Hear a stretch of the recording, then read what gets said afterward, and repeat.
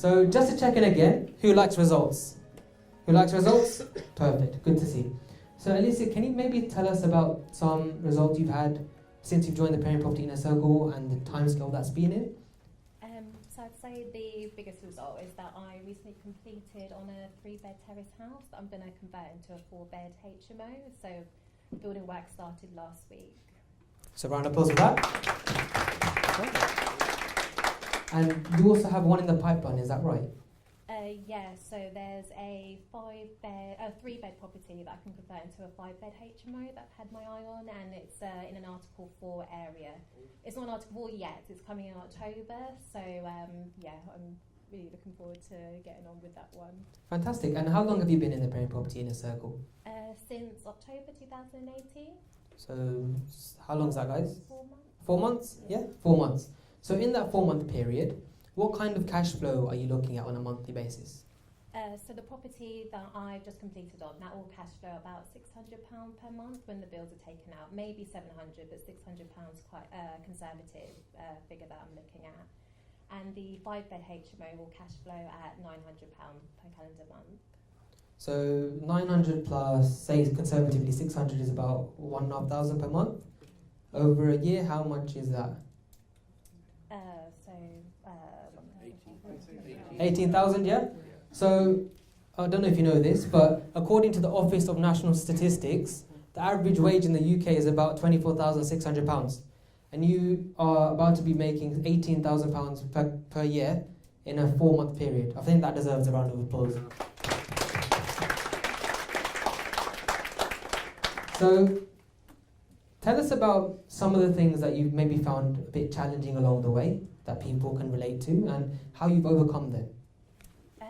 Yeah, I think there's been a lot of challenges. So everything feels fine at the moment, to be honest. But some of the things, it was finding a builder was quite difficult in the area that I'm in. Some of the builders didn't want to work on HMOs. They only wanted to do buy-to-lets. They saw it as too much work. So that was quite difficult getting a builder. I think I went through every builder in the area on Trade, but managed to get one in the end by calling a landlady on spare rooms, and she recommended a builder, and luckily some letting agents had worked with that builder as well, so that's worked out. Negotiating on the property was quite difficult. The estate agents were quite old school, so they didn't want to go down the price. Every time I tried to negotiate on the price, I had to show proof. So actually that's where my mentoring sessions were really useful with Kam, because I negotiated quite a bit, but he told me to stop because he thought I might lose the property. So that was useful. I think he was right. I probably would have, because they always wanted proof when I negotiated. So I showed the home buyers report that showed that the valuation was lower, so they should go down the price, but they wouldn't actually go down to what I wanted. They only went down to the figure that was in the valuation. I think getting offers through was is still quite challenging. Purchase price is higher than I think it should be. So getting around to my way of thinking is a bit difficult. So again, through my mentoring sessions with Kam, that was something that we looked at this month, because I want to get more offers through and on the table. So we looked at different strategies I could use to try and get those offers through as well. Interesting. So you are someone who's maybe been to lots of different property events. Barry mentioned it as well, but he said the turning point for him was that at Parent Property he was inspired by us and the information that we provide. So what was the turning point for you to think, okay, I'm Alicia, I'm going to get started, and now is the right time to do it? So what was that for you? So I live in London. I really want to buy my own residential property in London. And saved and kept working, had 3 jobs at one point, but the market kept moving away from me. So I think I got to a certain age and it hadn't happened yet, and I decided I need to make it happen. So I went to Luton because it wasn't too far from where I lived, but actually didn't know what I was doing. So my mum was in the back. I dragged her up there with my aunt for about 4 Saturdays in a row and discovered things along the way, but knew I needed to figure out more. So I changed jobs, and I think because I've been searching for properties, algorithms were picking up what I was looking for, so property calls came up and I went on that. But it was from the desire to have a residential property, and that's actually still my aim. So I am hoping through property I can actually increase my salary rather than working all the hours that God sends, and then that will help me to eventually get a property in London. That sounds like a fantastic plan. Where's Mum in the audience? She's at the back. Everyone give Mum a wave. So there's some of the challenges you've had so far. Can you see that we're keeping it real at the same time? It's not all happy clappy, la-di-da, is factual information. So like life, everything goes down and then it goes up. Would you agree? Yeah, has anyone seen ECG on a heartbeat before? What happens when it's flatlined? There's no life, right? So ups and downs are normal in life, but it's about minimizing the downs so that our ups are always bigger than the downs. Does that make sense to everyone? Yeah? So Alicia has shown us how to do that. So for you, from an aspect of you're working full-time, at one point you had 3 jobs, you just said. So how did you make it work? Where did you find the time? Because people are busy, everyone's busy, so you were very, very busy. So how did you do it? Yeah, I mean, I've still got 2 jobs, but one's part-time, just 6 hours on top of my 4 job. So it's lunch break. So every lunch break, if I'm not having lunch with a work colleague, I will do something on property. Might be making a phone call to an estate agent or looking something up online. It's after work, coming to networking events like this. Not going home because I find then I get distracted. So I've got a nice little cafe that I go to and buy a cup of tea there and do some work and then go home after. Do things on weekends, Saturdays and Sundays. But I found, so when I first started, I actually found it difficult to prioritise my time. So I found that I was doing everything that I'd normally do socially, at work, and then putting property last. It was just an add-on. If I had time, I would do it. So I found that actually scheduling time, so getting a diary and saying this is the time that I'm going to commit to property, that really helped. And saying no to people, so I go out less than I used to. That annoys friends. I don't watch as much TV as I used to. I used to watch EastEnders. I don't watch it anymore. So yeah, I think it takes sacrifice. There is time out there, but and you can find it, but you've probably got to give up some things as well. Fair enough. Just to clarify with everyone here, and for those of you watching online, would you be happy to sacrifice an hour for your lunch to earn 18 grand a year? Yeah? Would you be happy to sacrifice maybe a Saturday once a week for maybe a few months in order to get 18 grand a year?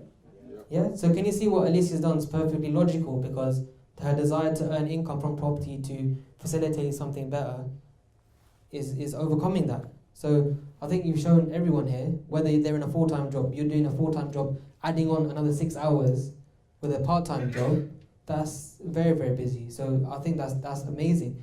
So what kind of drives you to do this kind of stuff? What's pushing you to move you forward? I think it's definitely my desire to have my own property in London. My family as well, to be able to, I've got certain things I want to do for them, so that's really important.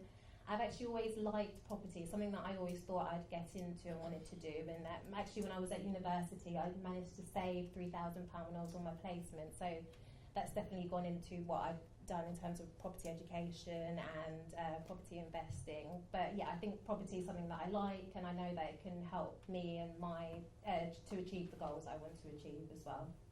And what do you think makes it easier for you to achieve your goals? Are there any factors that you think are like a recipe for success? Definitely getting education and coaching, that's really helped.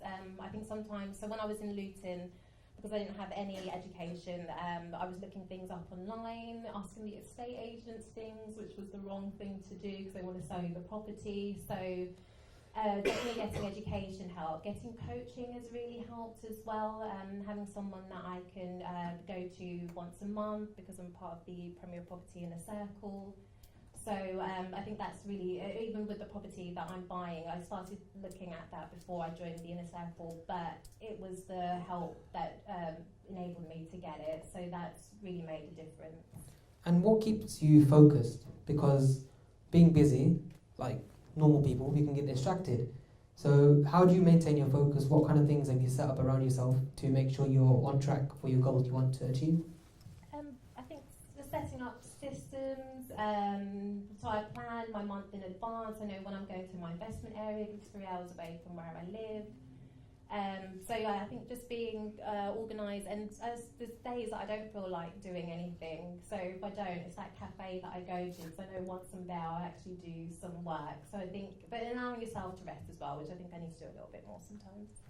Fair enough. And we spoke maybe earlier, we were just having a conversation about the importance of why and like why you do things. So would you be able to inspire the people in the room about why you think your why is important and what they should do to get their why? Yeah, I think it has to be something quite genuine and important to you. Like I said, my family is a big part of my why. There's something else I kind of want to do in terms of community that's part of my why, and I think it's come up time and time again, so I've decided not to ignore it. Something that I did for my dissertation when I was at university, and something that I focus on in my A-levels. So I think it's whatever your passion is, whatever drives you, I think kind of be honest about that. And let that. So some people I've met, they say it's just, I just want to earn money. That's what I want to do. I think that's fair enough. If that's what drives you, then. But I think it has to be something genuine to yourself. Shall we maybe do that as an exercise right now? Yeah, if you. So for those of you in the room, if you need a new sheet of paper, please just raise your hand. Take a blank sheet, and in the next 30 seconds, maybe think of the reason why you actually want to do property. So what's the point of it? And for those of you that, because I'll be honest with you, right? Sometimes when I say why you want to do something, you get a few people that are like, oh, don't need to do that. Oh, it's not me. I'm just about the money. But the thing is, when you hit challenges and shit hits the fan, that's the only thing that's going to keep you going. It's not going to be earning, I see Trevor nodding with me. It's not going to be you're earning 20 grand a year, because if you don't know why you're doing it, you're not going to carry on. And if you model the most successful people in the world over the last 150, 200 years, they will tell you the exact same thing. Understand why you're doing it first, and then the money comes secondary.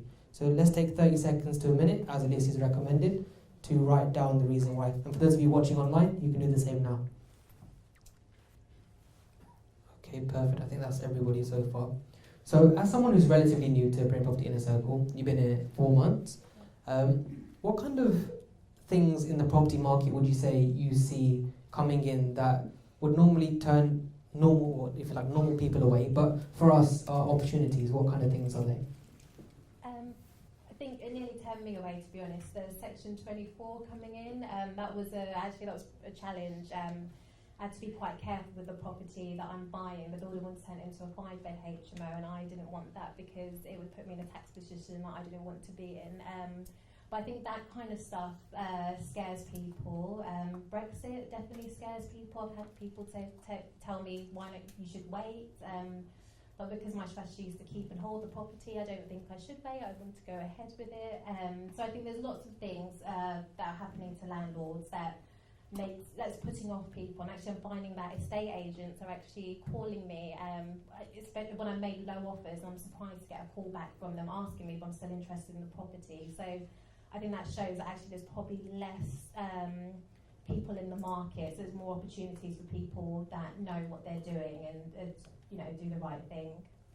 And what kind of steps would you say that people at Brain Property Club, Knightsbridge's Evening, would need to take in order to move forward in property to achieve some successes? If they're starting from scratch and then moving forward, maybe they've got a couple of properties at the moment, what kind of tips would you say to them to do right now to move forward? I think if you want to learn something that you don't know, I think getting educated is definitely important, or being part of a network that can support you. I found that that's actually and that's why I got stuck in Luton, because I didn't know what to do, I didn't know how to move forward. So I think that's key. Whatever you need to do to move forward, put yourself in that position so you can move forward. Perfect. Are there any questions for Alicia that somebody would like to ask? Joyty? It was my savings. It was saved very hard. Yeah.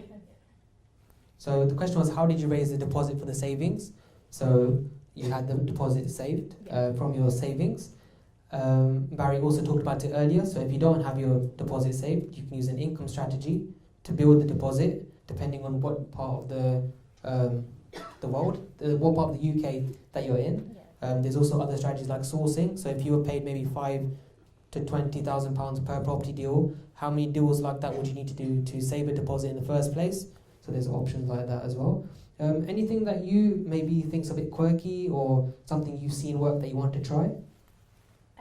Yeah, so I'm trying to look at different things now. So because typically I was looking at properties that needed refurb, but I think a lot of investors are doing that. So I'm spending a bit more time on Rightmove and just trying to see if there's any problems with the property where it might or need a refurb. So there's another property that I'm looking at. That would just be a buy-to-let, but they've got a loft conversion, but it seems like they haven't done everything that they need to because they're on 3 floors. When you're on 3 floors, you need to think about fire separation, and it looks like they haven't got building regs sign off for that. So I'm looking at offering it as a 2-bedroom and then adding the value to make it into the 3-bedroom that it needs to be. So I'm just trying to look at different things now. Still looking at properties that need a refurb, but just looking where there might be an issue and where someone might not have spotted it. So I'm kind of like knocking out the competition. So I'm the only competition. There's no one else to compete with. It's quite a good strategy. No other competition, just yourself. So it's a good strategy to go forward with. Is there another question from the floor that you guys would like to add? Is that property also in Luton? No, so the area that I invest in is South Yorkshire. So going back to the deposit, the house prices aren't too expensive up there. So. And as Alicia said, she's a full-time job plus a part-time job, and she has the time scheduled in to travel there. Maybe a technique for you guys you want to write down, something called Pomodoro, Pomodoro. I won't spell that again. It's called Pomodoro. It's a technique used to focus your time so that you get stuff done throughout the day. So when you're feeling like you've kind of fizzled out, it allows you to reset and move forward in whatever you're doing, whether it's at work or in property. Pomodoro, it's called. What is it for? It schedules your time accordingly so you get things done throughout the day. Is it an app? It can be an app, you can use it as a timer, read about it online. It takes a bit of time to explain it. Alicia, anything to add for everyone at Premier Property Club this evening that you think would really help them?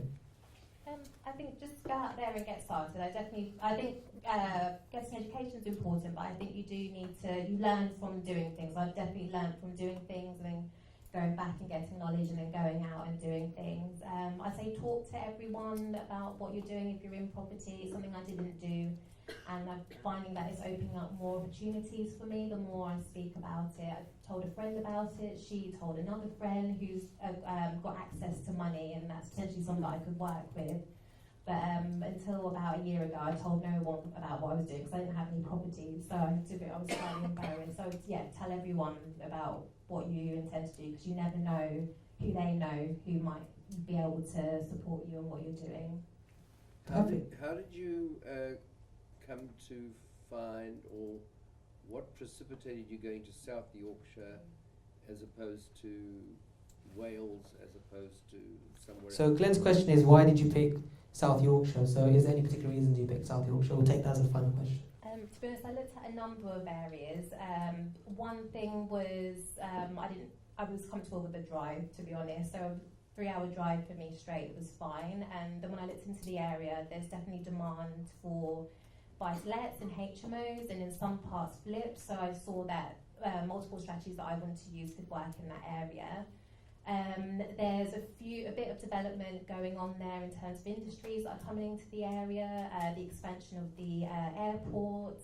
So I could see that in HMOs I could get blue-collar workers if they were in the right place. So, but I have to admit, it started with it's 3 hours away, I can do that drive, and then when I looked at the numbers, then worked, and then when I looked at the area. There were things going on in the area that worked well. Perfect, thank you, Liz. Round of applause for Alicia, please.